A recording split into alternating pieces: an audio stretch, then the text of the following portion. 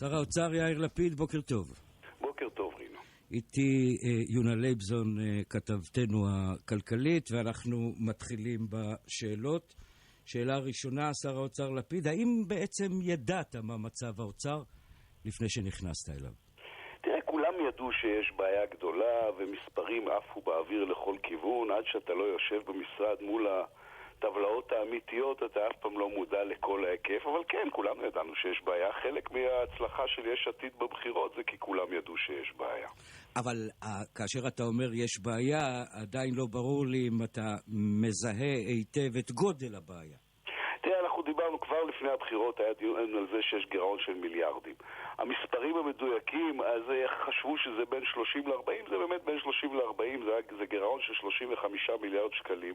כן. זה הגירעון הגדול בתולדות המדינה, והיינו צריכים לסגור אותו, וזה מה שעשינו עכשיו. כן, זאת אומרת שבמהלך מערכת הבחירות אתה ידעת היטב לקראת מה אתה הולך בכל מה שקשור לתקציב המדינה ולבור שנפער. לא ניכנס כרגע לאחראים. כן, בוודאי שלא. אז אם ידעת את כל הדברים האלה, הרי שכל מהלך מערכת הבחירות שלך, כאשר אתה מבטיח למעמד הביניים את כל מה שאתה מבטיח, אלה הבטחות שווא. להפך, זה רק מוכיח שאני עכשיו מיישם את מה שהבטחתי. תראה, אני אעמוד בהבטחות שלי. אני נמצא שם כדי לשמור ולהגן על מעמד הביניים. חלק מהשמירה וההגנה על מעמד הביניים היא לדאוג לזה שהכלכלה הישראלית עם כל השירותים החברתיים לא יקרסו מסביבו. אני אומר היום לריקי כהן, ריקי כהן תאבד בתלוש המשכורת שלה בערך 290 שקל, או קצת יותר, 299 שקלים, זה אומר היום, דווקא אומר היום ידיעות אחרונות, לא אני חושב שזה קצת פחות, אבל נאמר 299 שקלים. ב-299 שקלים היא קנתה לעצמה תעודת ביטוח שהיא לא תהיה ביוון, היא לא תהיה בספרד, לא יהיה פה 50% אבטלה צעירים, אז הילדים שלה ימצאו עבודה. אני לא כופר בזה שזה כואב ויקר, אנחנו מהר ככל האפשר נדאג לזה שהכסף הזה יחזור אליה. החשבון נדמה לי... אבל בסופו של דבר אני הבטחתי לשמור על מעמד הביניים וזה מה שאני עושה. לא, זה לא מה שאתה עושה, אבל תכף ניכנס רגע למה בדיוק אתה עושה, רק אני רגע רוצה ברשותך לגעת במספר. המספר שנגעת בו הוא לא קשור לא למע"מ ולא לכל המיסים העקיפים האחרים שיושתו עליה. אני שוב, רינו, אני לא טענתי לרגע שזה קל. לא, אני יודע. אני רק אומר שזה המחיר שאנחנו משלמים בשביל לא להפוך ליוון או ספרד או פורטוגל או באופן כללי למדינה פושטת רגל. אני אומר שוב, זה תפקידי הוא להתנהג באופן אחראי ולהגן על מעמד הביניים ועל הכלכלה הישראלית. שר האוצר יאיר לפיד, בספרד יש היום פחות עניים מאשר בישראל. בספרד יש יותר מ-50% אבטלה צעירים, יש יותר מ-30% אבטלה. ספרד היא מדינה בת 800 שנה, אז אולי יש לה ממה לחיות בינתיים, אבל עדיין אתה לא רוצה להגיע למצב של 50% אבטלה צעירים. נכון, אני לא רוצה, אבל אני שואל... ולגלות שכל מה שיש לך בחיים שווה פתאום חצי. אוקיי, אבל יש על זה השגות אגב, יש לא מעט אנשים שאומרים, תוריד את מחיר הדירות בחצי, זה רק יכול לעזור לכולנו. אבל אני לא רוצה אפילו... ואנחנו נוריד את מחירי הדיור. אבל אלה הבטחות. שר האוצר לפיד, אתה ממשיך... אבל המטרה שלי לא שאתה תתעורר בבוקר וכל מה שחסכת בחייך יהיה שווה חצי. כן, אבל אתה עכשיו ממשיך להבטיח לי בדיוק את ההבטחות ששמעתי ערב הבחירות. אנחנו כבר בעניין. ואני מתכוון להם גם היום. כן, אבל זה עדיין הבטחה, והנגיעה הראשונה שלך בעניין המעשי הייתה כזו שהיא הפוכה לחלוטין מכל מה שאמרת. אני ממש חושב שעשיתי בדיוק מה שהבטחתי. הייתה פה בעיה שהפוליטיקה הישראלית הישנה תמיד בחרה באופציה הפופוליסטית. אבל זה מה שאתה עושה היום. בלשים מתחת לשטיח. במקום זה... אבל זה בדיוק מה שאתה עושה היום. התנהגנו באופן אחראי ועשינו את מה שצריך לעשות. עשינו את הבחירות הלא פופולריות אבל האחראיות והחשובות כדי למנוע מזה שהמערכת תתפרק. הרי מה היה קורה, רינו, אם לא הייתי עושה את מה שעשיתי עכשיו? בעוד 6 חודשים לא היה לנו מאיפה לתת לאנשים קצבת זקנה או קצבת נכות. כן, אבל אתה יודע, זה רק השאלה... מי שדואג לחלשים מוכרח לברך על מה שעשיתי. אני לא חושב, אני חושב שאתה הלכת אזורים שיותר קל ללכת אליהם, אבל אנחנו לא בוויכוח שביני לבינך. אני רוצה לשאול דבר נוסף. זו שיטה לא רעה להגיד את מה שאתה חושב ואז להודיע שזה לא הוויכוח וכך לא לאפשר לענות. איך לא לאפשר? הייתי צריך להשתמש בזה כשעוד הייתי עיתונאי. לא, שר האוצר לפיד, אתה מגיב בהיקף גדול, נרחב, אף אחד לא מפריע לך לומר את מה שאתה אומר, נכון. ובכל זאת עדיין יש הבדל מאוד גדול בין מה שאתה אומר שעשית לבין מה שאני אומר שאתה עשית. אני חושב שהקמפיין שלך דיבר א' והמעשה שלך היה ב'. והדברים האלה הם דברים של פוליטיקה ישנה. אבל אני חושב ההפך בדיוק. אני חושב שהקמפיין שלי דיבר על הגנה על מעמד הביניים, ואני חושב שהקמפיין שלי דיבר על זה שלא יכול להיות שמעמד הביניים תמיד יהיה היחיד שישלם. אז תשמע, בהבנת המקרה, לפחות רוב הציבור נמצא איתי. גם לחרדים שתמיד היו חסינים פוליטית. בגלל זה הלכנו הפעם גם לטייקונים, והקמנו את ועדת הריכוזיות, ושינינו את מס החברות, ושינינו את החוק לעידוד השקעות הון, והתחלנו לטפל בנושאים כמו הרווחים הכלואים ובהסדרי החוק. אז זה בדיוק, על זה אנחנו מדברים. כל מה שלא נעשה 65 שנה עשינו. נכון שאני, רק רינו תרשה לי לגמור משפט, נכון שאני חודשיים שר האוצר, ובחודשיים האלה עוד לא פתרתי את כל בעיות המשק הישראלי ב-65 כישות סיומה של המדינה. אני מאוד מתנצל על זה. וזו בדיוק הסיבה, אין לך שום צורך להתנצל, זו בדיוק הסיבה שבגללה שאלתי, האם במהלך מערכת הבחירות אתה, יאיר לפיד, היית מודע למצב האוצר? ועכשיו אני שואל רק את השאלה השנייה. כן. האם כאשר נכנסת לאוצר, הציגו בפניך איזושהי תוכנית מטה לכיסוי ה-35 או 40 מיליארד שקל האלה? הציגו בפניי יותר מתוכנית אחת. זה דבר סבוך ומלא פרטים, וזה שיח עובדתי, זה שיח שמבוסס על עובדות, לא על הלכי רוח ולא על הרגשות. ומלבד האוצר, מלבד אנשי האוצר, גם היה לי כמובן את הוועדה המייעצת שלי שבראשה עומד מנו טרכטנברג, ובה יש אנשים כמו אבי בן בסט וצביקה אקשטיין וענת לוין, ובנוסף אני מתייעץ עם סטנלי פישר ועם שמעון פרס. אתה לא הולך רק למקום אחד. לא, אני רק שאלתי האם האוצר, כל מה ששאלתי זה האם האוצר הציג בפניך תוכנית מטה, כך נוכל לסגור את הבור שנפער, או שאתה, כאשר נכנסת לתפקיד, היית צריך מיד לעשות הכל מהר. זו השאלה. תראה, הייתה תוכנית מטה מסודרת באוצר, אבל לא רק באוצר, אנחנו שילבנו סדרה שלמה של תוכניות, כי בסופו של דבר מה שצריכים היינו לעשות זה להגן על הציבור הישראלי מפני הבור הזה של הגירעון. שווה בנפשך לרגע שהייתי נכנס לאוצר ואומר, חבר'ה, לא אני עצרתי את הבעיה, לא בעיה שלי, ממשיכים כמו שהיה עד עכשיו. אתה יודע מה היה קורה פה תוך 6 חודשים? אתה אדם עם רגישות חברתית, שזה דבר שאני מאוד מעריך. תחשוב מה זה לחיות במדינה שאין לה כסף לקצבאות זקנה או לקצבאות נכות. את זה צריך היה למנוע. עכשיו כל ישראלי ממעמד הביניים ולא ממעמד הביניים יודע שיש פה מנהיגות אחראית ששומרת על הקופה ולא נותנת לאנשים לעשות שטויות על חשבונו. זה דבר חשוב ויש לזה ערך כלכלי, וזה בסופו של דבר מייצר תקווה, מפני שאנשים רוצים לדעת שיש יד אחראית ליד האם. את עניין השמירה על הקופה אנחנו עוד נצטרך לבדוק, כי אנחנו עדיין לא יודעים איך הגענו ל-40 מיליארד שקל ואף אחד לא שמר על הקופה. 35. אתה אמרת, בין 30 ל-40 זה פחות או יותר אותם מספרים. 2 דברים קטנים בתוך התוכנית עצמה שלך. האחת זה ההורדה של נקודת זיכוי לסטודנט. למה? זה לא נקודת זיכוי לסטודנט. אלא? זה נקודת זיכוי לאקדמאי. זאת אומרת, אחרי שגמרת להיות סטודנט, יש נקודת זיכוי, מצטרף נקודת זיכוי. כשאתה סטודנט, אין לי בעיה לתת לאנשים זיכוי. אני למשל לא נגעתי בשכר הלימוד למרות שהיו לחצים, ולא העלינו את שכר הלימוד למרות שהיו לא מעט לחצים. הנקודת זיכוי הזאת הייתה אחרי שסיימת את הלימודים ונכנסת לשוק העבודה, בדיוק אז נותנים לך נקודת זיכוי. שוב, הייתי שמח להשאיר לכולם את כל נקודות הזיכוי האפשריות. זה רק בלתי אפשרי כשאתה צריך לסגור גירעון של 35 מיליארד שקלים. יש סעיף קטן אחד בחוק ההסדרים בעמוד 187, שעניינו העובדה שבעצם אתה מקצץ היום בקצבאות לנפגעי גזזת שהגיעו לסרטן והם חולים קשה מאוד.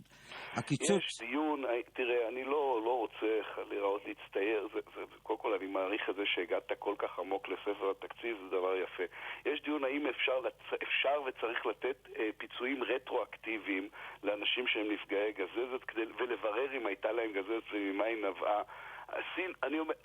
אני אומר שוב, הרי לא נגענו בשום דבר שהוא רפואי או נכות. מה? זה רפואי לגמרי, זה 200,000 איש שנפגעו, רובם ככולם.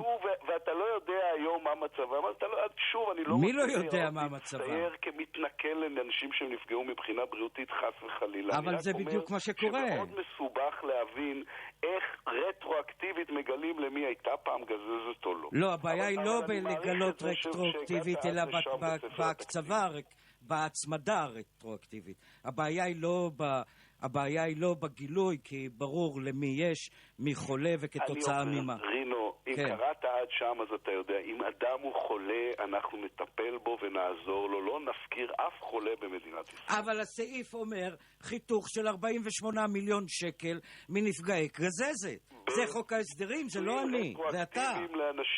רינו, אני אומר שוב, אדם שהוא חולה, לא רק גזזת, כל מחלה, אנחנו העלינו את סל התרופות. אנחנו בכל הנושא של תשלומים לאנשים חולים העלינו, כמו שהעלינו בעוד 500 מיליון שקל את תשלומים לניצולי השואה.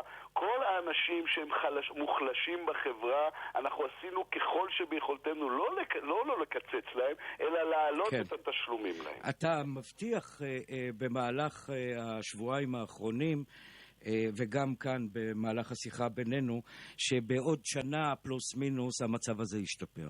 בוודאי. איך? תראה, קודם כל, כלכלה שיושבת על יסודות בריאים היא תמיד כלכלה שפועלת טוב יותר. אנשים היום יודעים שיש פה התנהגות אחראית. הרי כולם ידעו שמשהו לא בסדר. נכון. אפרופו מערכת הבחירות, בגלל זה יש 19 מנדטים ליש עתיד, כי כולם ידעו שיש משהו לא בסדר, שאנחנו חיים על זמן שאול, או על כסף שאול, או על משהו שאול. ואי ודאות היא הדבר הכי גרוע למשק. למה אתה חושב שהריבית, הנגיד עכשיו אמר, אוקיי, אפשר להוריד את הריבית ב0.5%? כי סגרת לו תוכנית בדיוק כמו שהוא רצה. הוא רצה את האיזון התקציבי, סגרת לו אותה על חשבון חבורה מאוד גדולה, וגם על חשבון הבטחות שהבטחת. אבל מבחינת הנגיד, כל זה לא עניינו. בשורה התחתונה הוא באמת מקבל איזון תקציבי. הרי הבעיה היא לא במהלך עצמו, אלא בתוכן של המהלך. רינו, בא נגיד סטנלי פישר, בא שמעון פרס, באים כל האנשים שבאמת מכירים את התחום, שבאמת מודעים לכל פרטי התוכנית הכלכלית, אומרים, זו התוכנית הכלכלית הנכונה, המדויקת, זאת שמוציאה את המשק מהבוץ. זה לא רק אני אומר. לא, אבל אומרים לך במקביל אנשים לא פחות משמעותיים, לא פחות חשובים. שמכירה את החומר לפרטיו, הדיון איתם הוא עובדתי, הוא לא דיון רגשי, ואומרת פה נעשים הצעדים הנכונים, והיות ונעשים הצעדים הנכונים, אז המשק עולה על מסלול בריא. המשק עולה על מסלול. אנחנו יודעים שלא נקום מחר בבוקר. אבל אתה יודע, יאיר לפיד, להיות יוון או כל מדינה אחרת. יאיר, אתה אומר את יוון, אתה אומר כל כך הרבה פעמים יוון, שזה לא...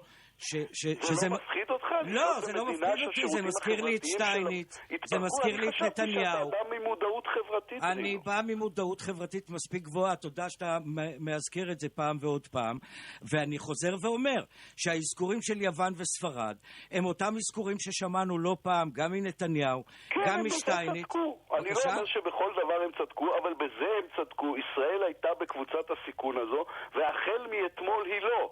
יצאנו מקבוצת הסיכון הזה. כל מומחה כלכלי אומר לך, יצאנו מקבוצת הסיכון הזה. כן, אבל אנחנו לא דיברנו. כלכלה צומחת ובריאה. יאיר, אנחנו מדברים על שנה הבאה. למשל להוריד את מחירי הדיור, כי אתה יודע שאתה עכשיו יכול ללכת לעסוק בזה, כי יש פה ראייה לטווח ארוך. אבל אתה מעלה את מס הרכישה למעמד הביניים ב3.5%. איך מחירי הדיור אמורים לעלות אם כל משפחה תשלם עוד עשרות אלפי שקלים ממס שעולה למשפרי דיור, גם לאנשים אגב שרוצים להקטין את הדירה שלהם? יונה, תראי, מכל המיסים שהעלינו, אחד המיסים שאני הכי שונא זה המס למשפרי דיור. ואת יודעת מה, עם הזמן נשפר את המס למשפרי דיור. זו עוד הבטחה.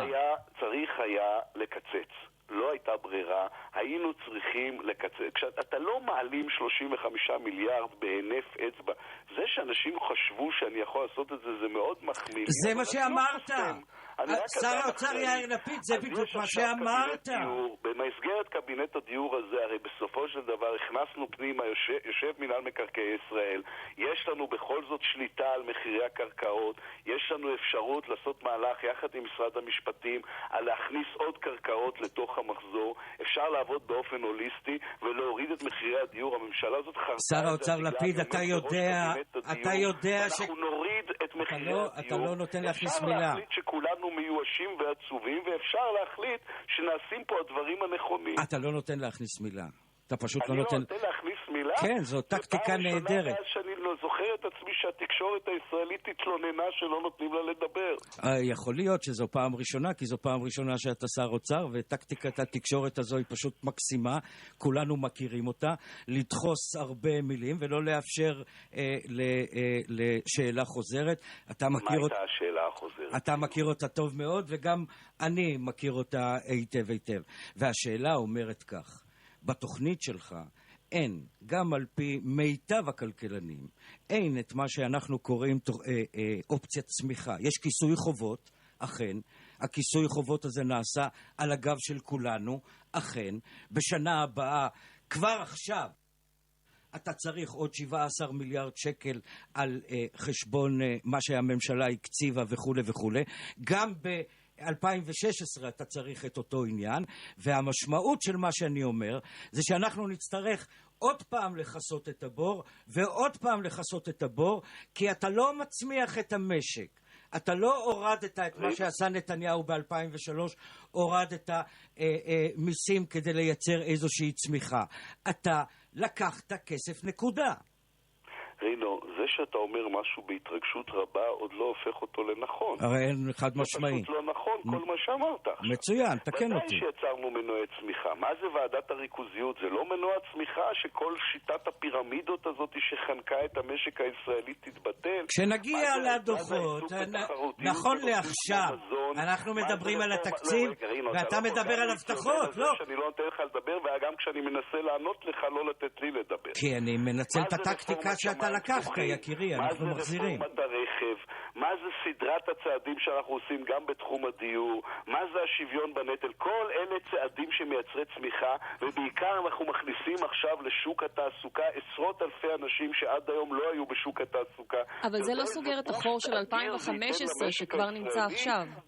מה? זה לא סוגר את החור של 2015, את הבור בתקציב שיש כבר עכשיו. תראה, עובדתית, אין בור בתקציב כבר עכשיו, ההתחייבויות ל-2015 הן באופן משמעותי יותר קטנות. אני גם מזכיר, לא עשינו פה צנע.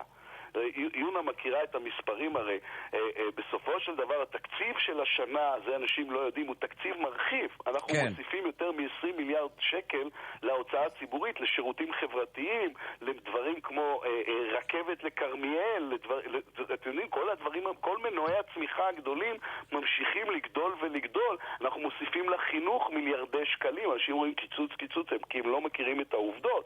העובדות הן שאנחנו מוסיפים מיליארדים לחינוך, לתשתיות, לתחבורה, לפריפריה. כל מנועי הצמיחה נמצאים בתקציב הזה, רק כדאי לקרוא אותו לפני שמדברים. אתה לפני רגע אמרת שאיזה יופי שקראתי את החוק עד הפרטים, האמן לי גם את העניינים האלה קראתי. עמוד 187 הבנתי על הגזל. אני לוקח את זה ברצינות, זה דבר חשוב, אנחנו נטפל בכל חולה גזל. אני אעביר לך, יש עוד כמה סעיפים דומים.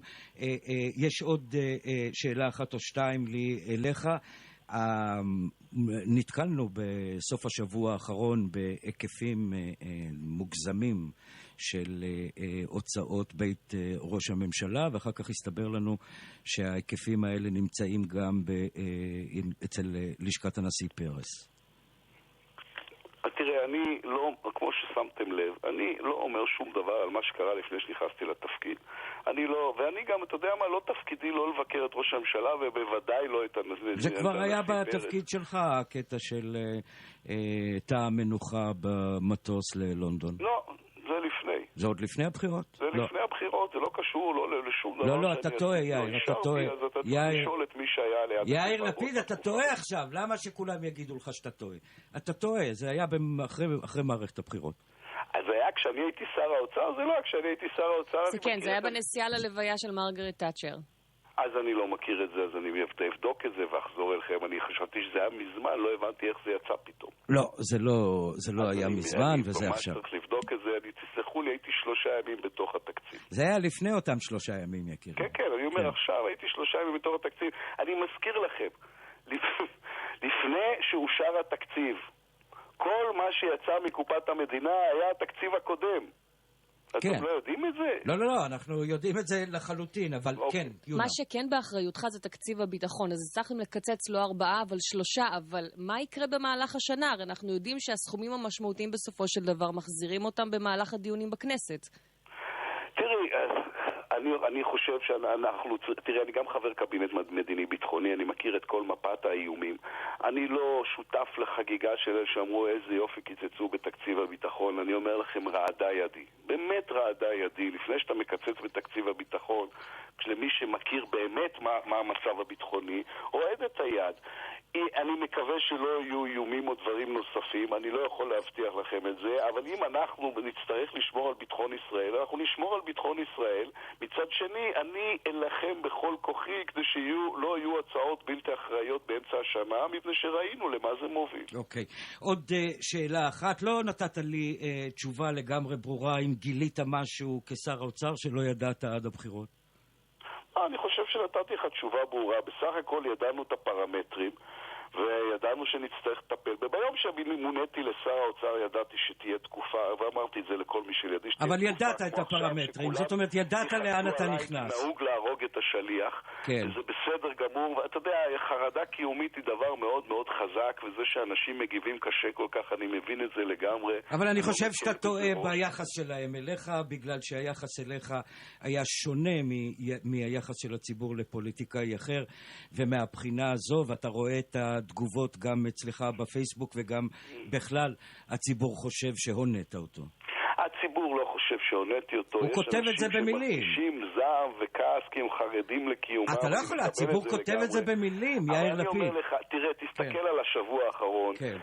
עשו 2 סקרים בשבוע האחרון, באחד השגתי 2 מנדטים ובשני 3. אם בתקופה הכי קשה שלי פוליטית, זה מה שהפסדתי, אז למדנו משהו חשוב, שכל האנשים שחשבו שיש עתיד עם מפלגת אופנה, גילו עכשיו שזה דבר מוצק וסולידי ששורד גם תקופות קשות ויהיה פה להרבה שנים. אני חושב שלא טוב להישען על הסקרים האלה. אני חושב שבכלל פוליטיקאי זו שגיאה גדולה להישען על הסקרים האלה. אני מסכים שסקרים זה לא דבר רציני, חוץ מהטובים. כן, חוץ מהטובים, ותלוי מתי גם משתמשים בהם. מה עמדתך לגבי ועדת חקירה באשר לגירעון? אני לא מתעסק במה שהיה לפני שהייתי שר אוצר. אוקיי. מי יכול להבטיח לי היום שאני לא אכנס לגירעון כל כך גדול כפי שנכנסתי בשנה שעברה? אני אגיד לך, אתה יכול להבטיח לעצמך, כי אילו אני הייתי מתנהג באופן לא אחראי, אז לא היה לך כל כך הרבה טענות אליי. הטענות שיש לך ולציבור אל התחושה, אל מול התקציב הזה, היא מפני שנעשים קיצוצים, מפני שנעשים הצעדים לא, היא מפני שהייתה הבטחה שלא קוימה.